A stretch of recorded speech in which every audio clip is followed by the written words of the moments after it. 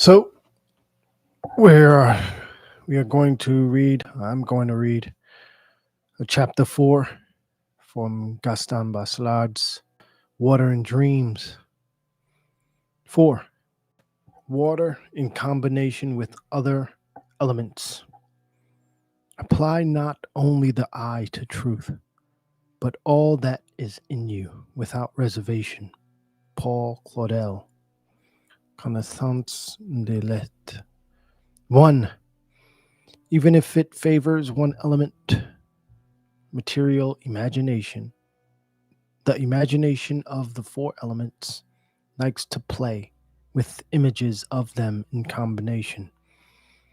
It wants its favorite element to saturate everything, to be the substance of the whole world.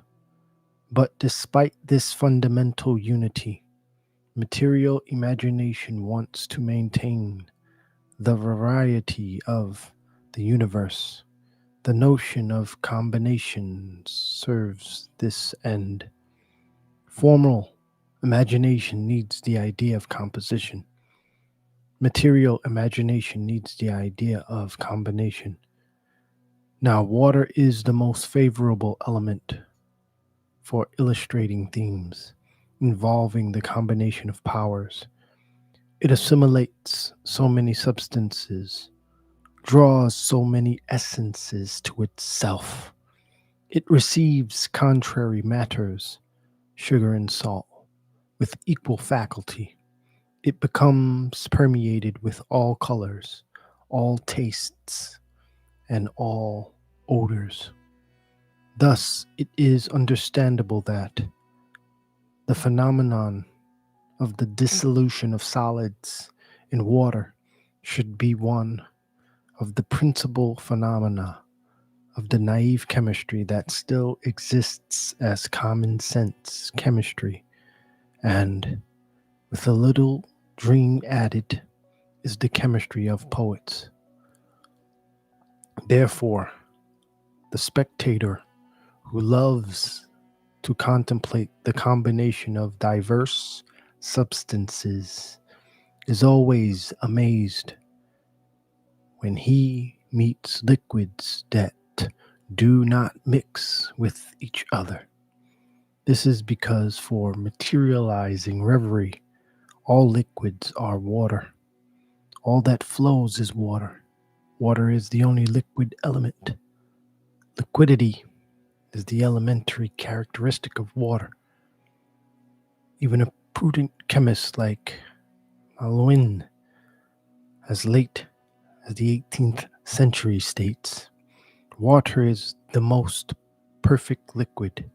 It is the one from which all other solutions get their fluidity.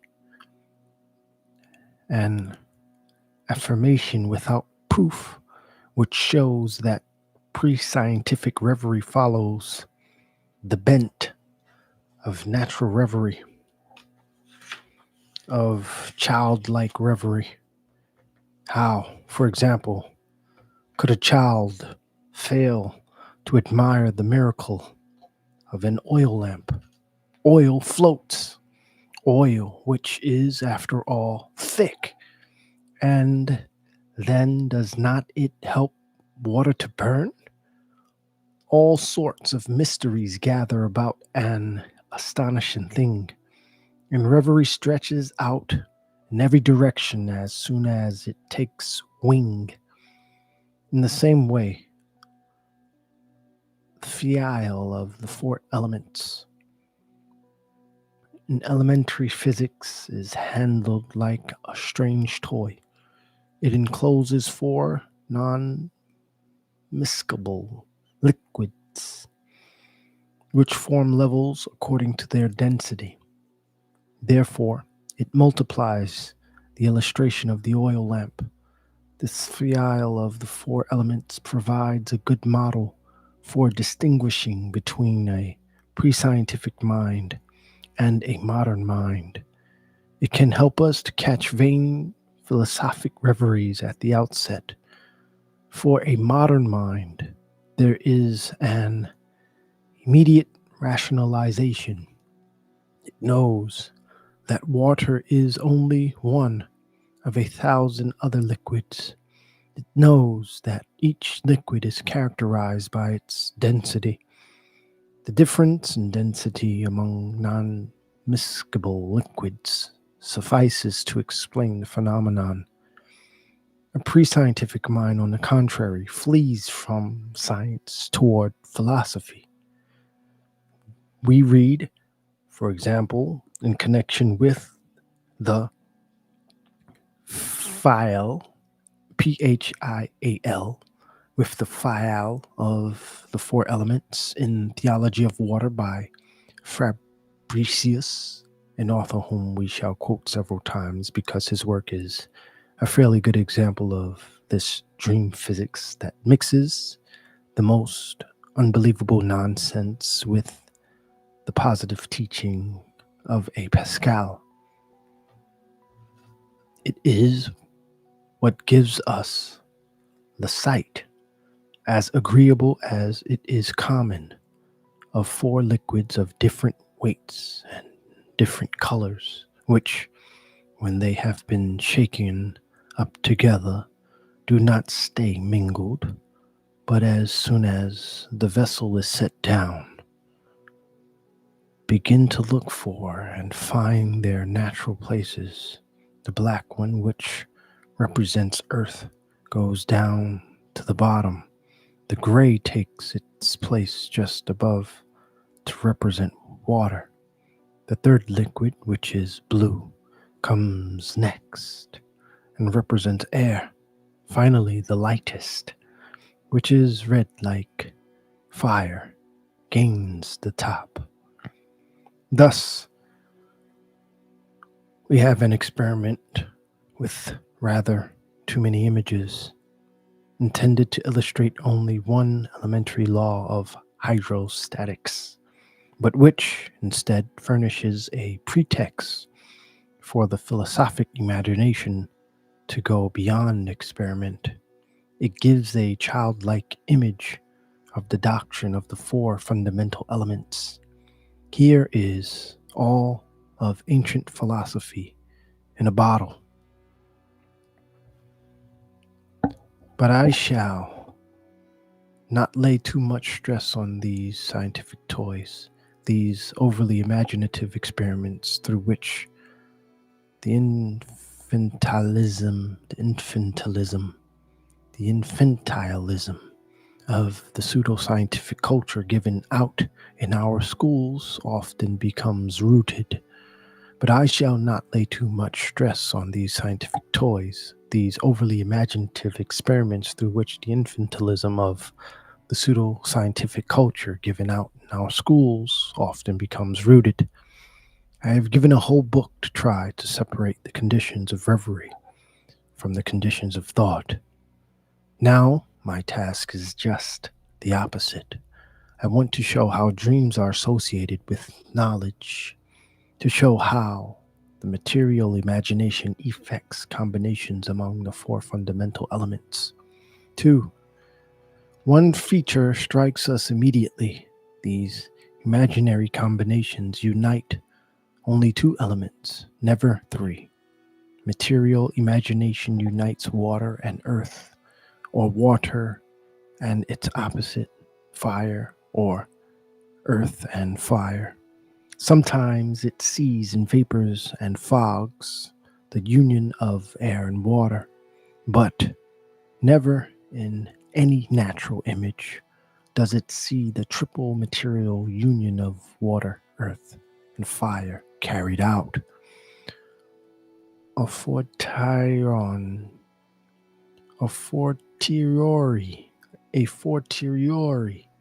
it's like a posteriori, a fortiori. Fortiori, which means used to express a conclusion for which there is strong evidence than for a previously accepted one. So a fortiori, no image can incorporate all four elements. Such an accumulation would be an unbearable contradiction for an imagination of the elements, a material imagination that must always elect one matter and give it preference in all combinations. If a three-way union appears, we can be sure that the image produced is an artificial one, an image made from ideas. True images, those that come out of reverie, are of one or two elements. They can dream single mindedly of one substance. If they desire combination, then it is a combination of two elements. There is a conclusive reason for the dual nature of the mixture of elements by the material imagination. It is that this mixture is always a marriage. In fact, as soon as two elementary substances unite and become fused with each other, they take on sexual properties where the imagination is concerned. For two substances to be opposite is for them to be of the opposite sex. If two matters with feminine tendencies like water and earth mingle, well then, one of them becomes slightly masculine in order to dominate its partner. Only when this occurs can the combination be solid and durable. Only then can the imaginary combination be real. Only then can the combination be a real image. In the realm of the material imagination, every union is a marriage, and there is no marriage a trois, like ménage à trois, marriage à trois. Now we shall study, as examples of imaginary elements combined, some mixtures of elements in which water intervenes. We shall examine successively the unions of water and fire, water and night, and especially water and earth, for it is in this last combination that the double reverie of form and matter suggests the most powerful themes for creative imagination, for it is with the mixture of water and earth that we are best able to understand the principles of a psychology of material cause. 3. In dealing with the combination of water and fire, I can be very brief.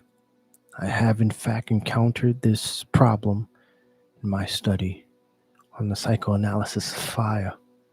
There, I have examined the images suggested by alcohol, a strange matter which seems, when it is covered with flames, to accept a phenomenon contrary to its own substance.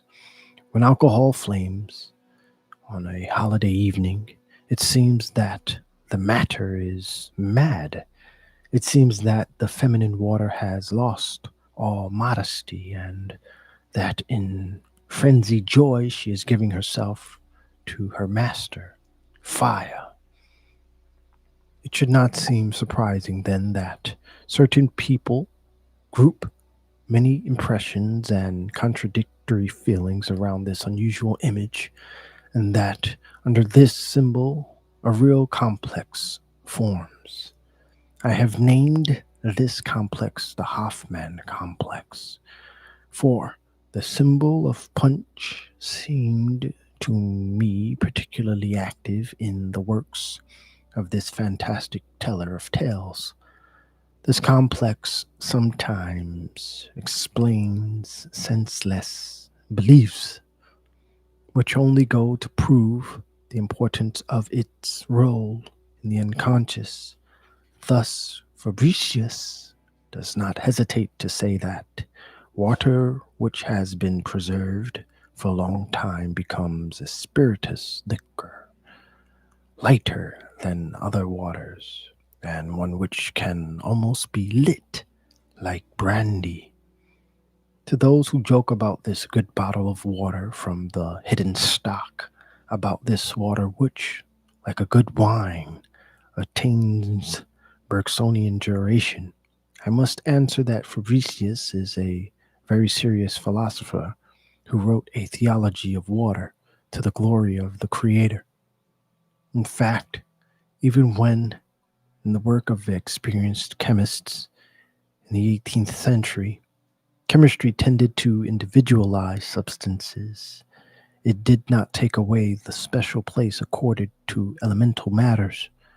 Thus, in order to explain why thermal springs smell of sulfur and bitumen, Geoffrey does not refer immediately to the substances sulfur and bitumen. On the contrary, he first calls to mind that these are the matter and product of fire. Thermal water, then, is imagined first of all as the immediate composition of water and fire. Naturally, with poets, the direct nature of the combination will be even more decisive. Sudden metaphors of astonishing daring and scintillating beauty prove the force of the original image. For example, in one of his philosophic essays, Balzac declares without the least explanation, as if it were a self-evident truth to be set forth without comment, water is a burned body. Here we have the last sentence of Garamba. It can take its place among those perfect sentences that are, as Leon Paul Farragut says, at the culminating point of the greatest vital experience. For such an imagination, water alone isolated, pure water, is only a punch that no longer flames. A widow, a ruined substance, a burning image is necessary for rekindling it, to make a flame dance again on its mirror, so that we can say with the Phial, thine image burns the water of so narrow a canal. On the same order is this enigmatic and perfect sentence by Novalis. Water is a dampened flame. Hackett, in his wonderful thesis on Rimbaud, has noted the profoundly hydrous stamp of author Rimbaud's psyche. During the season in hell, the poet seems to ask fire to dry up this water which had haunted him continually. Water and all the experiences attached to it resist the fire's action. However, and when Rimbaud invokes fire, he calls on water at the same time. The two elements are closely jointed in a striking expression. I crave, I demand, a blow struck with a fork, a drop of fire. In these drops of fire, in these dampened flames, in this burned water, how can we fail to see the double seeds of an imagination that condense two matters? How inferior the imagination of forms appears beside such an imagination of matter. Naturally, an image as restricted as brandy which burns during a happy evening could not carry the imagination along in such a surge of images if there did not intervene a more profound, older reverie, one that touches the very foundation of material imagination. This essential reverie is, to be specific, the marriage of opposites. Water extinguishes fire. A woman extinguishes odor. In the realm of matters, no two can be found which are more opposed than water and fire. Water and fire give what is perhaps the only real substantial contradiction. If logically one calls for the other, sexually one desires the other, how is it possible to dream of greater procreators than water and fire? In the Rig Veda, can be found hymns in which Agni is the son of the waters. Agni is a kinsman of the waters. He is affectionate, like a brother toward his sisters. He breathes among the waters like a swan. Wakened at dawn, he calls men back to existence. He is a creator, like a soma, sprung from the womb of the waters where he had lain like a crouching animal with his legs tucked under him. He grew, and his light spread afar. Which of you sees Agni? Agni. Agni. Which of you sees Agni? When he is hiding in the midst of the waters, he was newborn, and by virtue of offerings, he begets his own mothers, a seed of abundant waters. He comes out of the ocean. Appearing among the waters, the brilliant Agni grows, rising above the agitated flames and spreading forth his glory. The sky and the earth are alarmed when the radiant Agni is born. Associated with the waters in the firmament, he takes on an excellent and brilliant form. The wise one, the mainstay of all things, sweeps out the source of rains. The image of the sun, the fire star coming out of the sea, is the dominant objective image here. The sun is red swan, but the imagination moves endlessly between cosmos and microcosm. It alternatively projects the small on the large on the small.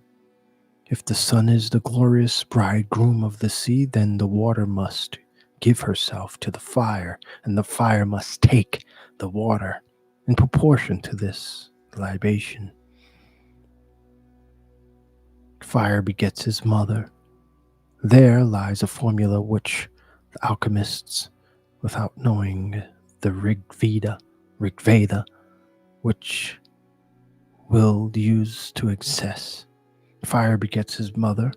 There lies a formula which the alchemists, without knowing the Veda, will use to excess. It is a primordial image of material revery. Goethe also covers the distance from homunculus revery to cosmic reverie very quickly. Goethe also covers the distance from homunculus reverie to cosmic reverie very quickly. First of all, something shines in this moisture, calm and dear, and the living dewy sphere. Then this fire that comes from water flames round the shell of my children, Galatea. Now strongly it glitters, now sweetly, now mild, as if by the pulses of love it were swayed. Finally it flashes, it sparkles abroad, now it flows, and the sirens sing in chorus. What a marvel illumines the billows which dash against one another in glory. They flash, they waver, they hitherward glitter and bright. All forms are ablaze in the pathway of night, and all things are gleaming by fire girt around. Prime source of creation, let Eros be crowned. Hail, billows, hail to thee, girt by holy fire, O sea. Water, hail, hail, fire's bright glare, hail to this adventure rare. Is this not an epithalamium? Epithalamium. Epithalamium for the marriage of two elements? The most serious of philosophers, faced with the mysterious union of water and fire, lose their reason. It'd be dope if somebody were in the chat and I could like spell out the word and then I could look and then somebody would say, oh, that means, and then I could just like turn back to the sentence and we would all know what that word meant together. Is this not an Epithalamium for the marriage of two elements? The most serious of philosophers faced with the mysterious union of water and fire lose their reason when the chemist Brandit, who had discovered phosphorus, that strangest of all fires, since it is preserved under water, was received in the Duke of Brunswick's court. Leibniz wrote Latin verses to extol such a marvel. All myths are involved. Prometheus's theft, Medea's dress, the luminous face of Moses, the fire which Jeremiah hid, the Vestals, sepulchral lamps, the fight between the Egyptian and the Persian priests. This fire, unknown even to nature, which a new Vulcan had lighted, that water preserved and prevented from joining the sphere of fire, its fatherland, which, buried under water, disguised its being and came out full of light and brilliance from this tomb, an image of the immortal soul. Popular legends confirm this accumulation of learned myths. It is not rare for water and fire to be associated in them, even if the images are unpolished. The sexual features are rather easy to see. Thus, many are the legends of fountains that spring up on land which has been struck by lightning. A spring is often born of a thunderbolt. Sometimes, conversely, lightning comes out of a violent lake. The Charme wonders if Neptune's trident is not the three-pronged thunderbolt of the god of the heavens, transferred later to the sovereign of the deep. In a later chapter, I shall stress the feminine characteristics of imaginary water. Here, I only want to show the matrimonial nature of the chemistry common to fire and water. In the presence of the virality of fire, the femininity of water cannot be remedied. It cannot take on masculine qualities. United, these two elements create everything. In numerous passages, Hoffmann has shown that the imagination dreams of creation as an intimate union, of the dual power of fire and water. Hoffmann proves that this union is not ephemeral. It is the condition necessary for continuous creation. When the imagination dreams of the durable union of fire and water, it forms a mixed material image of unusual power. It is the material image of warm humidity. For many cosmogonic reveries, it is warm humidity that is the fundamental principle.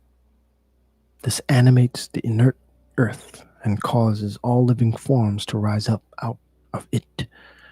Hoffmann shows that in numerous texts, Bacchus is designated as the master of all humidity. Alas,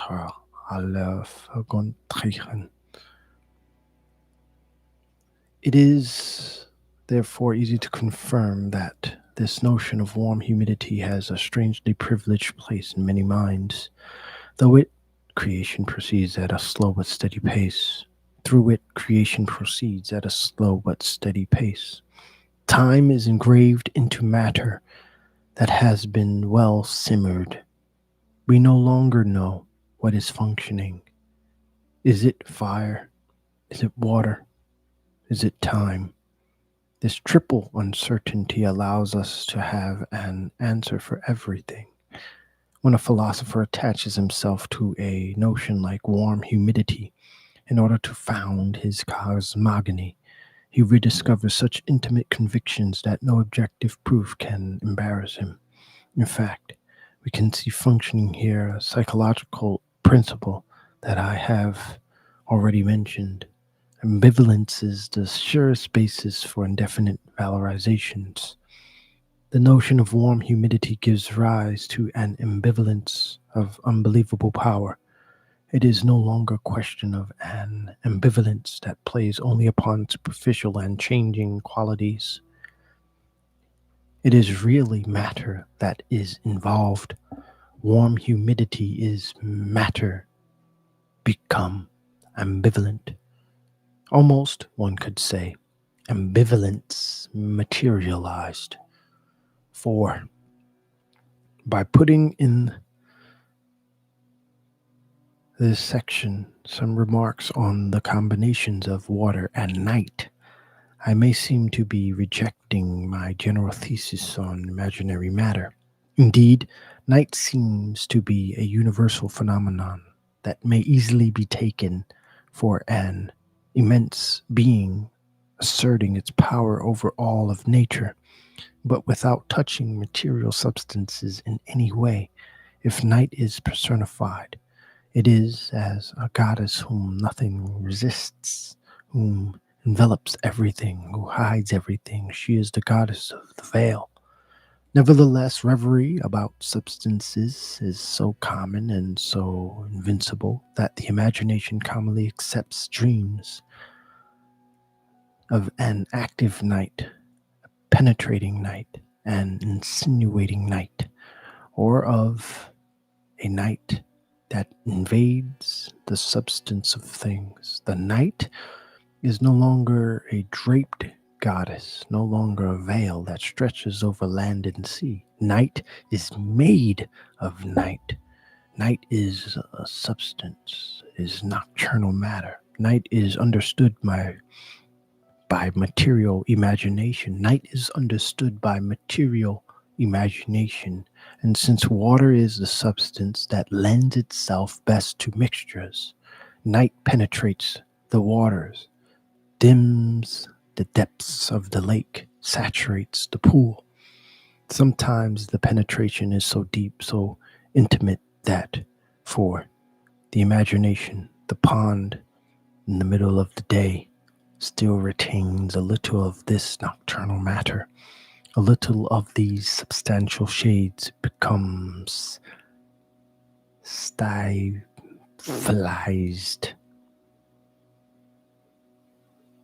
It becomes the black swamp where live monstrous birds, the stamphalides, nurslings of Ares, which shoot their feathers like arrows, which ravage and soil the fruits of the earth, which feed on human flesh. This stamphalization is not, I think, a vain metaphor. It corresponds to a particular feature of melancholy imagination. No doubt a stamphalized scene will be explained in part by shadowy aspects, but it is not merely accidental that nocturnal impressions are gathered for the purpose of conveying these aspects of deserted pond. These nocturnal impressions have a way of collecting, increasing, and intensifying that is all their own. Water gives them a focal point where they can better converge, a substance that maintains them longer. In many narratives, accursed places have at their center a lake of shadows and horror. An imaginary sea that has taken the night into its bosom also appears in the works of many poets. It is the Sea of Darkness, Meer Tenenbaum, in which ancient navigators localized their fright rather than their excellence. Edgar Allan Poe's poetic imagination explored the Sea of Darkness, Often, no doubt, it is the sea, it is the sky, it is the sea, it is the sky. Overcast during a storm that gives the sea these livid and black shades of color. Edgar Allan Poe's poetic imagination explored this sea of darkness. Often, no doubt, it is the sky overcast during a storm that gives the sea these livid and black shades of color. In Poe's cosmology, there is a storm at sea. The same peculiar copper-colored cloud always appears, but besides this easy rationalization which explains the shadow by the screen, we may perceive a direct substantial explanation in the realm of the imagination. The desolation is so great, so deep, so internal, that the water itself is of an inky hue. In this horrible storm, it seems that the excretion of a terrible cuttlefish has, in a convulsion, darkened all the depths of the sea. This is the Mare Tenenbaum, and a panorama more deplorably. This is the Mare Tenenbaum, and a panorama more deplorably desolate. Deplorably desolate. Deplorably desolate. This is the Mare Tenenbaum, and a panorama more deplorably desolate. No human imagination can conceive. Thus, reality, when it is unusual, seems like something beyond imagination, beyond imagining. A curious inversion that deserves some philosophic meditation. Go beyond the imaginable, and you will have a reality so strong that it will trouble your heart and mind. Here are the lines of the horribly black and beetling cliff.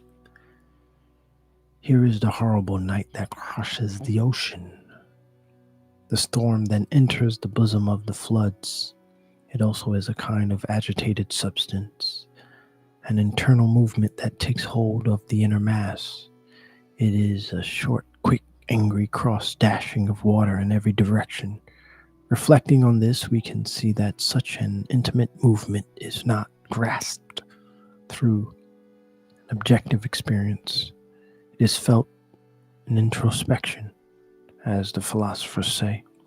Water mixed with night is an old remorse that will not sleep. Night beside the pond brings a specific fear, a sort of humid fear that penetrates the dreamer and makes him shudder. Night alone would give a less physical fear. Water alone would give clearer obsessions. Water at night gives a penetrating fear. One of Poe's lakes, friendly in the light of day, awakes a terror that grows progressively as night advances. But when the night has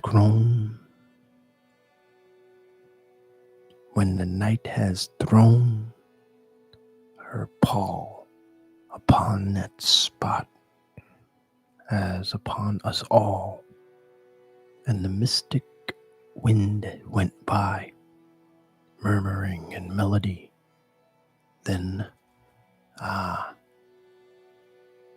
would awake to the terror of the lone lake. When the day breaks, the phantoms are, no doubt, still roaming over the water. Vain fogs that ravel, they retire. Little by little, it is they who are afraid. They dim. Therefore, they are withdrawing. Conversely, when night comes, the phantoms of the waters become denser. Therefore, they are approaching. Terror increases in men's hearts. River phantoms, then, do indeed feed on night and water. If the fear that comes at night beside a pond is a special fear, it is because it is a fear that enjoys a certain range. It is very different from the fear experienced in a grotto or a forest. It is it is not so near, so concentrated, or so localized. It is more flowing. Shadows that fall on water are more mobile than shadows on earth. Let us lay some stress on their movement, on their evolution. The washerwoman of night settle down when the mists begin to rise along the riverbank. Naturally, it is during the first half of the night that they lure their victim. This is a specific instance of that law I wish to repeat on every possible occasion. Imagination is becoming. Apart from these fear reflexes, which are not imagined and consequently are difficult to tell about, terror cannot be communicated in a literary work unless it is an obvious becoming. Nightfall by itself is sufficient to provide a becoming of phantoms, a becoming for phantoms. Nightfall by itself is sufficient to provide a becoming for phantoms. Of these phantoms, only the relief guard is aggressive. But these phantoms would not be judged aright if they were considered to be visions. They come nearer to us than that. Night, says Claudel, takes our proof away from us. We no longer know where we are. Our vision no longer has the visible as its limit. Our vision no longer has the visible as its limit, but the invisible as its prison. Homogeneous, immediate, indifferent, compact. Near water, night brings a freshness with it. Over the skin of the belated traveler runs the thrill of the waters. A viscous reality is in the air. The omnipresent night, night that never sleeps, awakens the waters of a pond that is always sleeping. Suddenly one feels the presence of horrible phantoms that cannot be seen. In the Ardennes, reports Beringer Farod, there is a water spirit called the Oyu of Dobie, which has the shape of a horrible animal which no one has ever seen. What then is this horrible form that is never seen? It is the being that we see when our eyes are closed, the being about which we talk when we can no longer express ourselves. Our throat tightens, our features are convulsed and freeze in an unspeakable horror. Something cold, like water, touches our face. The monster in the night is a laughing Medusa. But the heart is not always alarmed. There are times when water and night unite their gentleness. Has René Char not tasted nocturnal matter when he writes, "The honey of night is consumed slowly, for a soul at peace with itself, water and night together seem to take on a common fragrance. It seems that the humid shadow has a perfume of double freshness. Only at night can we smell the perfumes of water clearly. The sun has too much odor for sunlit water to give us its own." A poet who knows how to nourish himself in the fullest sense of the word, nourish with images will also know the taste of night near water. Paul Claudel writes, "In the East I know, the night is so calm that it appears salty to me. The night is like a lighter water that enfolds us closely from time to time and refreshes our lips. We absorb the night because there is something of the hydrous in it.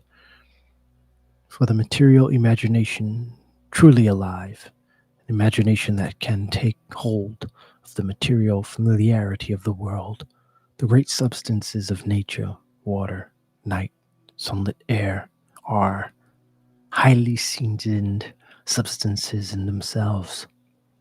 For material imagination truly alive, an imagination that can take hold of the material familiarity of the world, the great substances of nature, water, night, sunlit air are highly seasoned substances in themselves. They do not need the picturesqueness of spices." 5. The union of water and earth produces an mixture, la pâte, that is one of the fundamental schemes of materialism. As it has always seemed strange to me that philosophy has neglected this topic. In fact, this admixture seems to me to be the basis of a truly intimate materialism in which shape is supplanted, effaced, dissolved. It presents the problems of materialism in their elementary forms, since it relives, since it relieves our intuition of any worry about shape.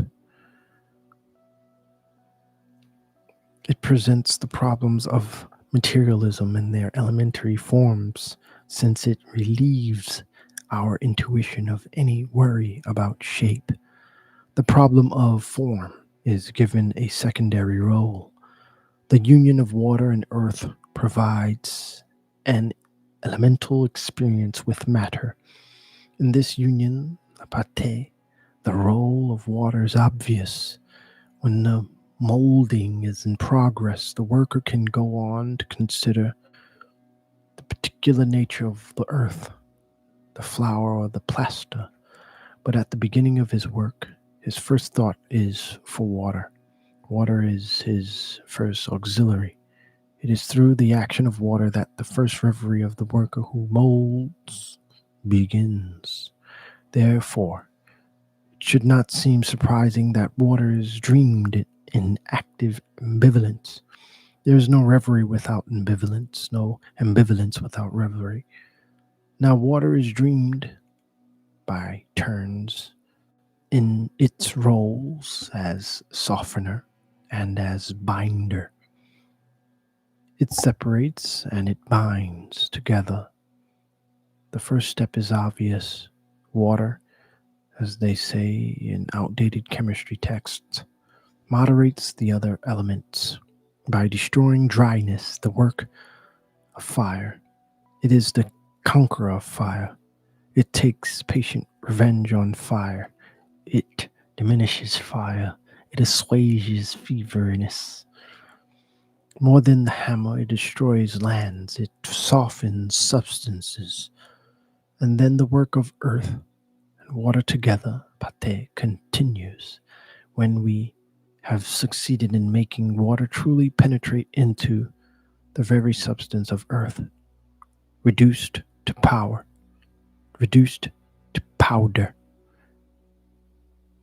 When flour has drunk up the water, and when water has eaten up the flour, then the experience, the long dream of binding begins. Sometimes the worker, dreaming of his task, attributes this ability to bind substantially through the sharing of intimate ties to the earth, and at other times to the water. In fact, Many people unconsciously love water for its viscosity. Experience with the viscous is connected with numerous organic images. They occupy the worker endlessly in his long, patient task of molding. This is why Michelet can appear to us as an adept in this a priori chemistry, a chemistry based on unconscious reveries. For him, even the purest sea water, far from shore, far from all mixture, is slightly viscous. Chemical analysis do not explain this characteristic. In it there is an organic substance which these analyses reach only by destroying it, by taking away from its special properties and reducing it violently to the general elements. He then finds that the word mucus has fallen quite naturally from his pen to complete this mixed reverie in which viscosity and muscosity come in. What is the mucus of the sea? The viscosity which water is generally has. The viscosity which water is general has. It is not the universal element of life. Sometimes viscosity is also evidence of an wonric fatigue.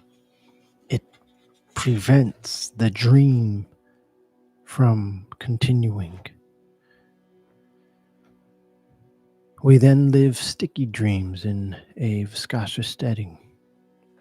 The kaleidoscope of dreams is filled with round objects and with sluggish ones. If these flaccid dreams could be studied systematically, they would lead to a knowledge of mesomorphic imagination. If these flaccid dreams could be studied systematically, they would lead to a knowledge of mesomorphic imagination, that is, of an imagination intermediate between the formal and the material.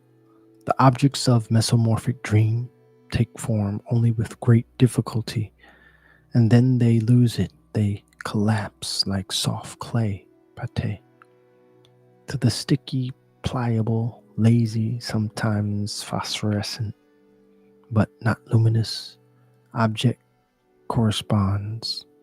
I believe the greatest ontological density of the one-rick life.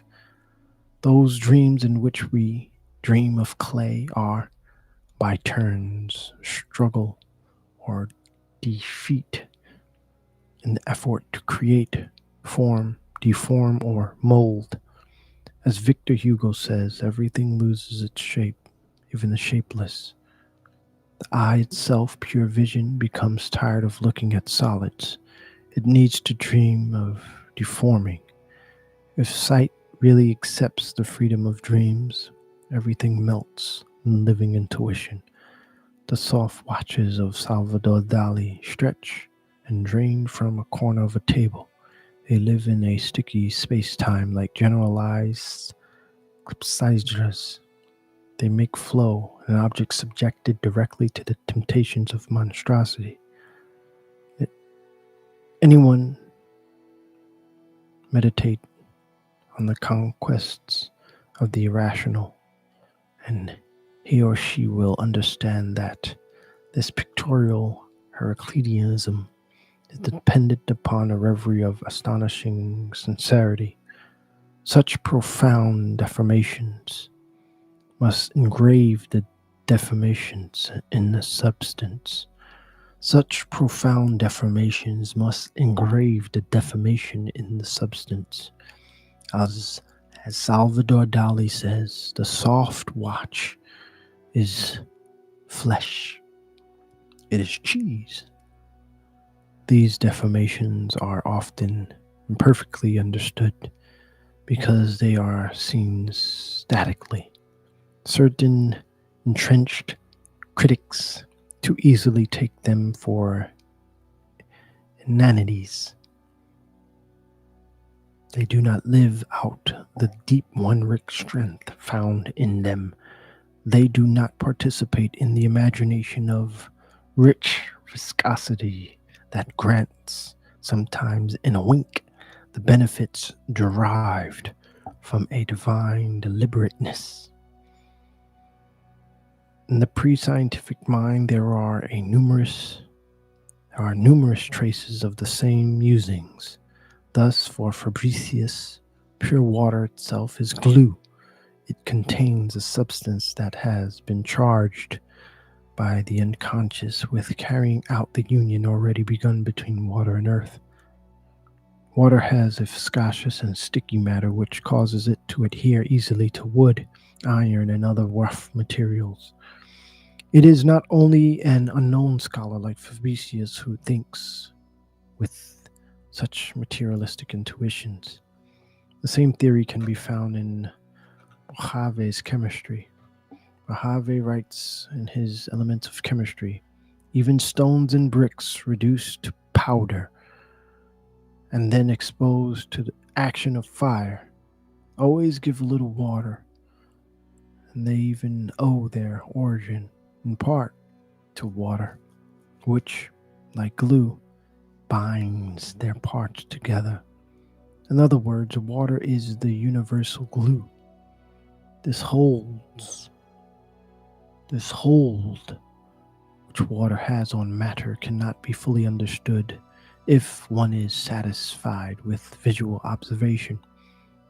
Tactile observation must be added to it. This is a word made up of references to two senses.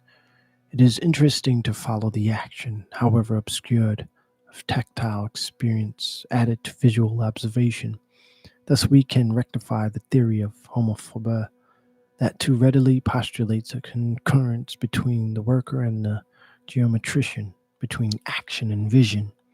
Thus I am proposing a reintegration with homophobia psychology of the most distant reveries and the hardest labor.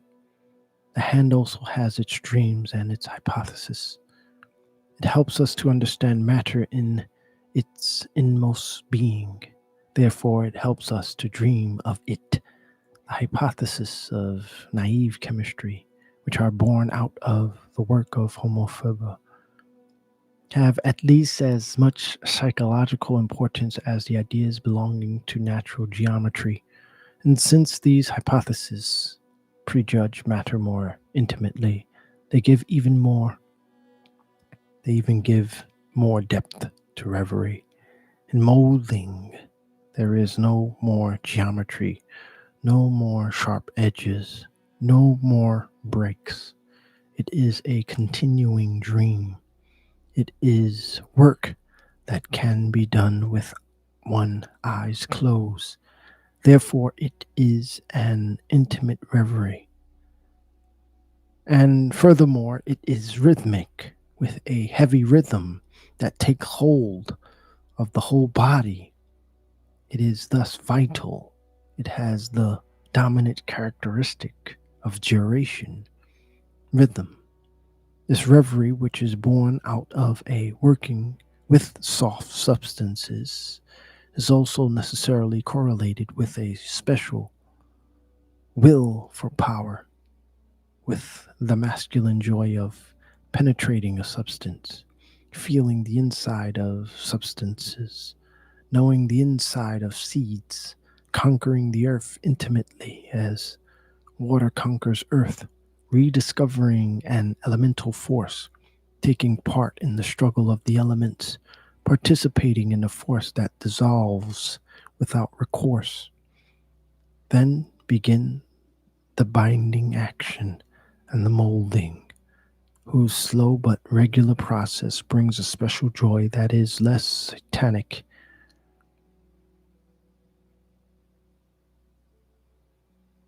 than the joy of dissolving.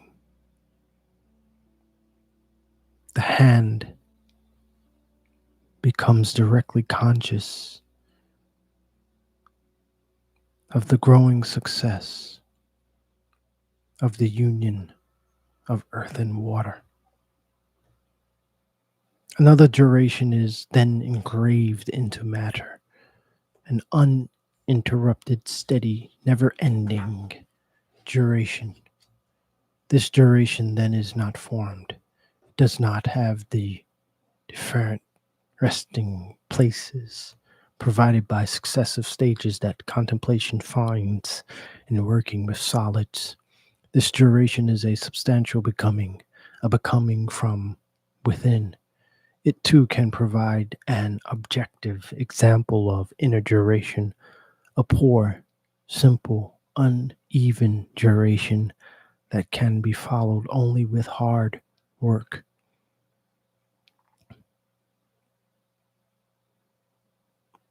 And anagenetic, anagenetic, an anagenetic, an anagenetic duration. Nevertheless, it is a duration that is progressive and productive.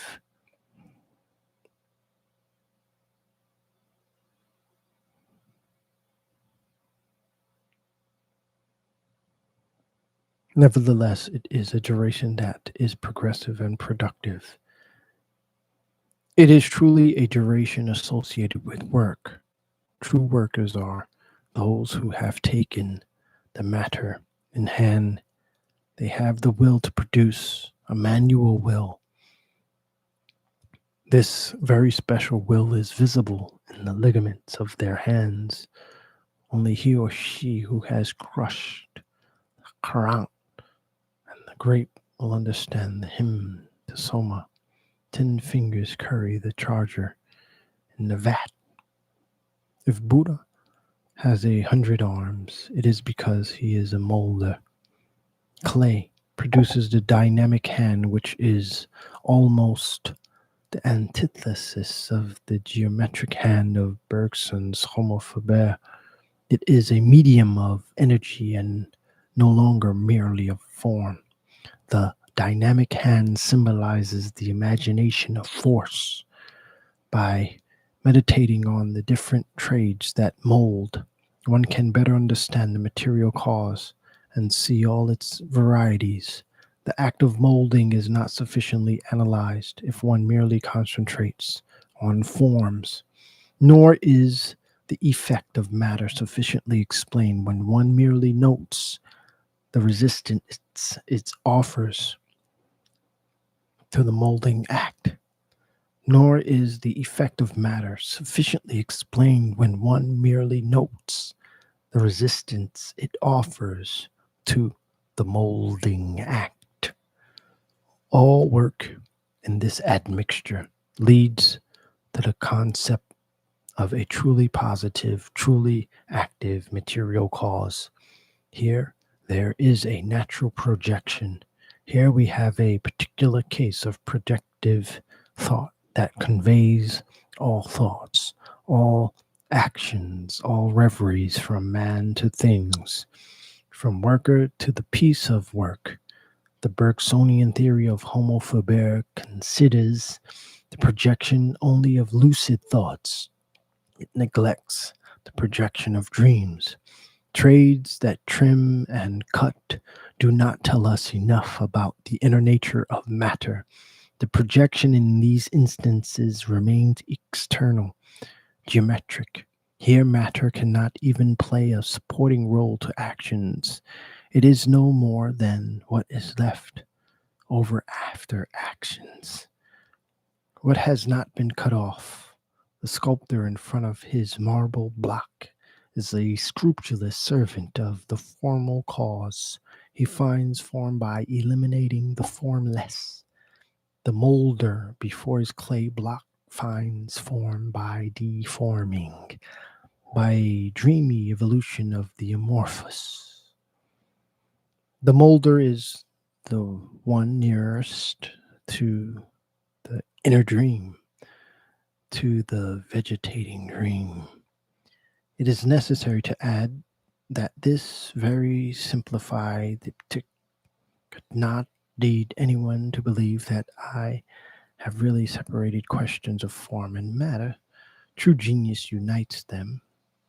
In the psychoanalysis of fire, I myself evoked some intuitions which certainly prove that rodent too could dream dreams of matter.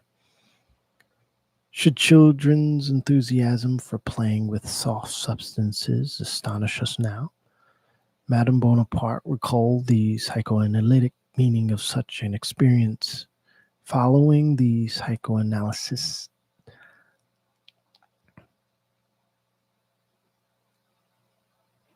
who have isolated anal fixations, she reminds us of the interest in their own excrement shown by children and some of the mentally ill.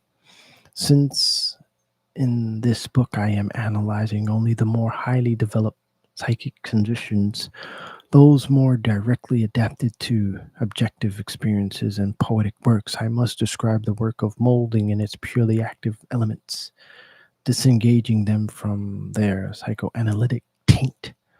Work in these substances has an orderly childhood. At the seaside, it seems that a child, like a young beaver, follows the impulses of a very widespread instinct.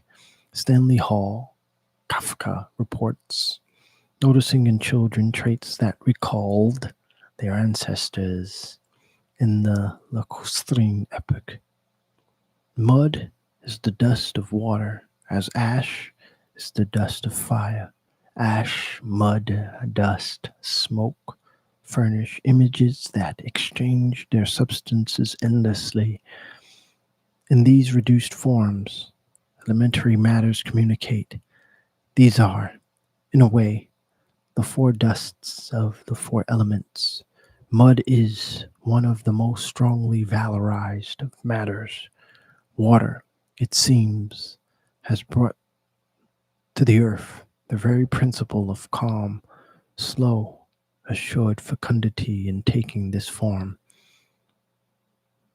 At the mud baths of Agni, Michelet expresses all his fervor, all his faith in regeneration in these terms. In an enclosed lake where there is a concentration of slime, I admired the powerful effort of the waters which have prepared it and sifted it in the mountain, then having congealed it, struggling against their very production and through its opacity, while wanting to get through, raise it by means of little earthquakes, pierce it little by little, streams of water, microscopic volcanoes. One such stream is only air bubbles, but another one, being permanent, indicates the constant presence of a small underground stream, which, being obstructed elsewhere after rubbing thousands of times, finally wins and obtains what seems to be the desire and goal of these little souls.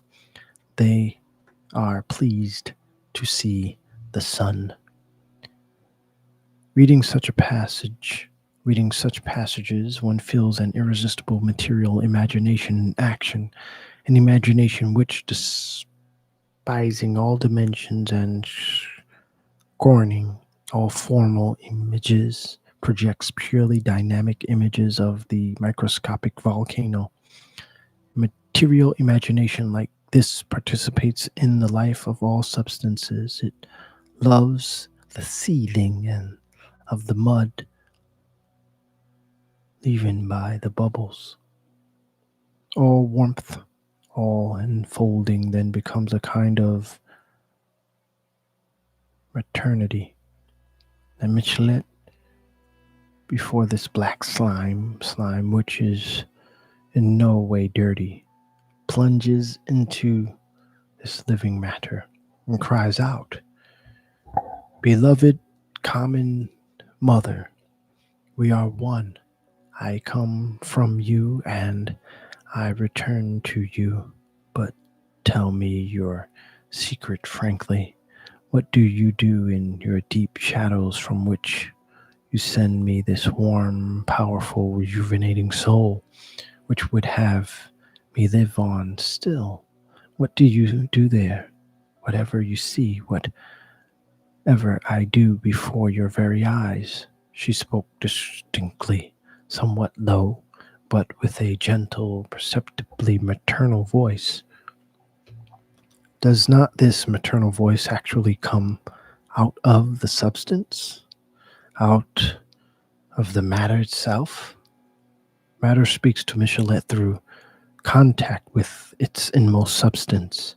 Michelet grasps the material life of water in its essence, in its contradiction. Water struggles against its own creation. It is the only way to do everything, to dissolve and to coagulate. This bivalent power will always remain the basis of convictions about continuous fecundity. Continuing requires the reuniting of opposites. In his book, From the Goddess Nature to the Goddess Life, Ernest Chiliere notes in passing that the profuse vegetation of the swamp is the symbol of terrorism. It is the substantial marriage of earth and water realized in the swamp that determines an anonymous, short, lush, abundant vegetal power. A soul like Michelet's understands that slime helps us participate in the vegetating, regenerating forces of the earth. Read these extraordinary passages on his buried life when he has plunged all the way into the oily slime, this earth. I could feel her there, very plainly caressing, compassionate, warming her wounded child.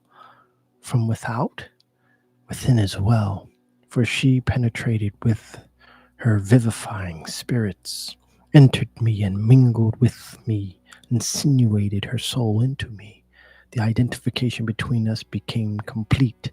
I could no longer distinguish myself from her, to such a point that in the last quarter hour, which she did not cover, the part of me which remained free, that is, my face, was a source of irritation to me. The buried body was happy, and it was I. Not buried, the head complained. It was no longer I. At last, so I would have believed. So strong was the marriage, more than a marriage, between me and the earth.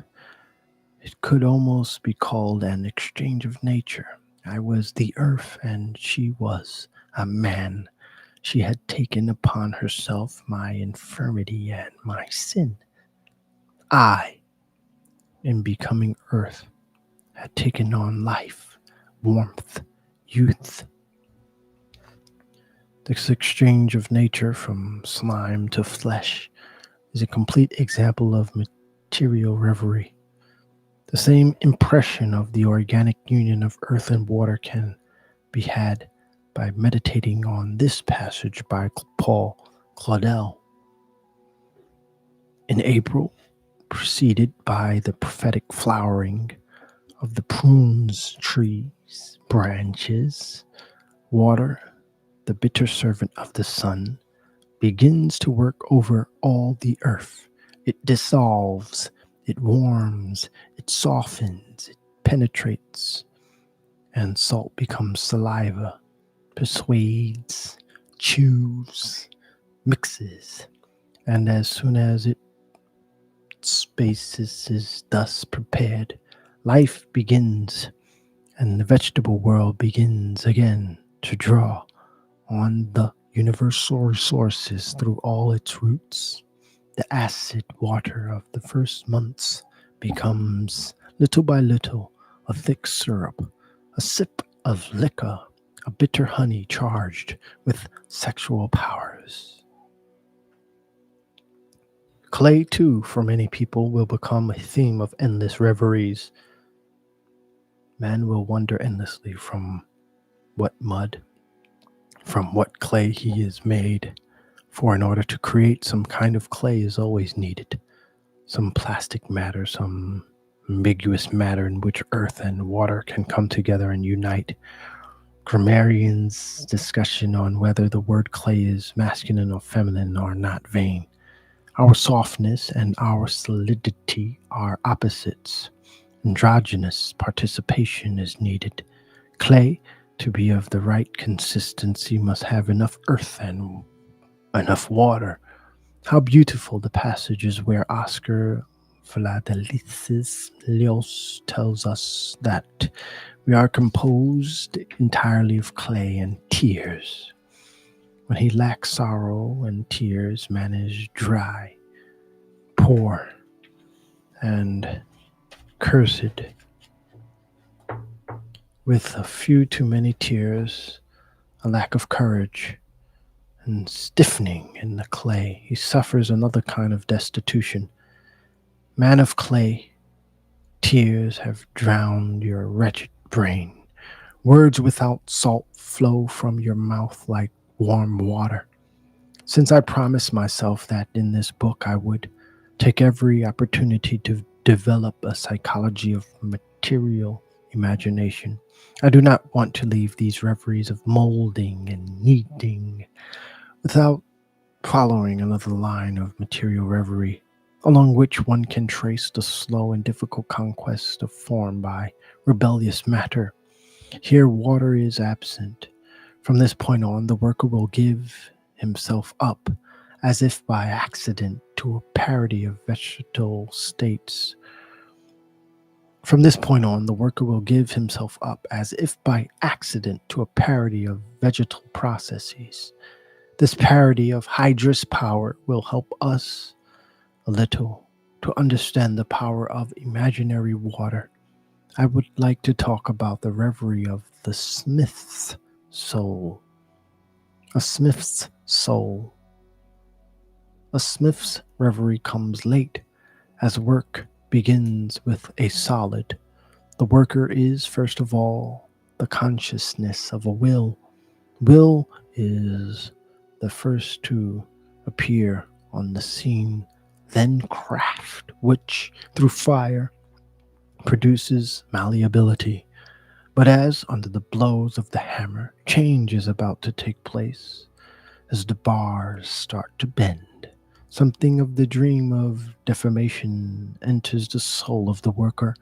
Then the doors of reverie open little by little. It is then that flowers of iron are born.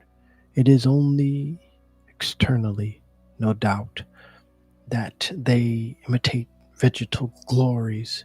But if we follow the parody of their infections, then the doors of reverie open little by little. It is then that flowers of iron are born. It is only externally, no doubt, that they imitate vegetal glories. But if we follow the parody of their inflections with more sympathy, then we feel that they have received an innervegetating power from the worker. After its victory, the smith's hammer caresses the volute with little taps. A dream softens, a vague memory of fluidity is imprisoned in forged iron. Dreams that have lived in a man's soul continue to live in his works. The grill that was worked on for so long remains a living quickset hedge.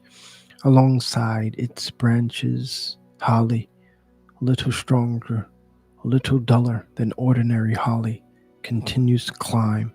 And for one who can dream at the boundaries between man and nature, for one who can play on all the poetic inversions, is not field holly in itself a stiffening of vegetal or forged iron.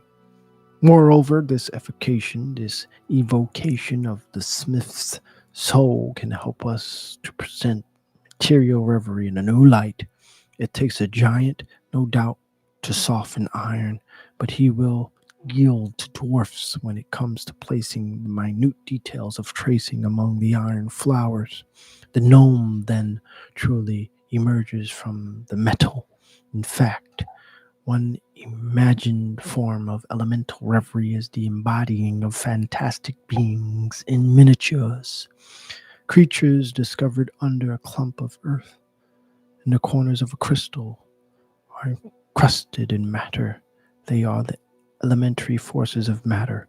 They can be awakened by dreaming, not before an object, but before its substance. The small plays a substantial role in relation to the large. The small is the inner structure of the large, even if it seems to be simply a matter of form. The small, by being enclosed in the large, by becoming encrusted, becomes materialized. In fact, truly formal reverie develops by organizing objects with fairly large dimensions. It expands. Conversely, a material reverie inlays its objects, it carves them. This reverie is always the one that carves. It descends, continuing the dreams of the worker right down to the depth of substances. Material reverie then conquers an inner space, even in the hardest substances, even in those that are the most resistant to the dream of penetration. It is naturally more at ease when working with clay, which yields a dynamics of penetration that is at once easy and detailed.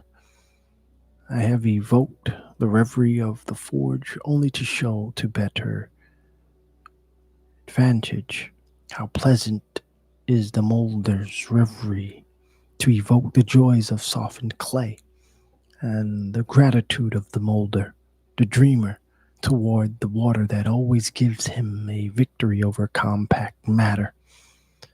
I could go on endlessly if I wanted to follow the daydreams of a homo faber who abandons himself to the imagination of matters.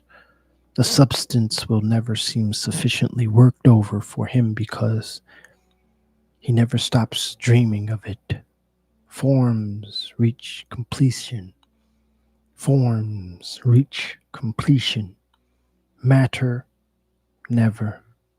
Matter is the rough sketch for unrestricted dreams.